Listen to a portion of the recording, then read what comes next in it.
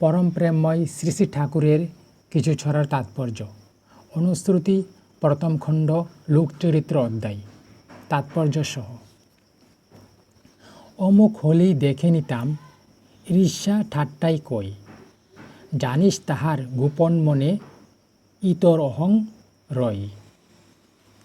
তাৎপর্য: যাদের নিজেদের কোনো রকম যোগ্যতা বা চরিত্রবল নেই, তারা সবসময় কোনো ক্ষমতাশালী ব্যক্তি বা ব্যক্তিবর্গের সঙ্গে ঘনিষ্ঠতার দোহাই দিয়ে সমাজে নিজেদের তুচ্ছ অস্তিত্বকে বড় করে দেখাতে চেষ্টা করে।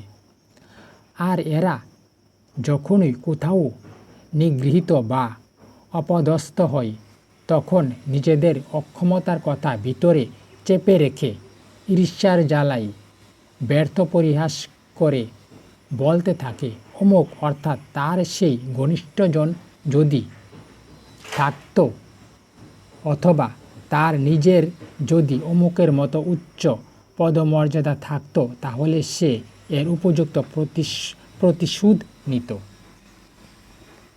বন্দে পুরুষোত্তমম।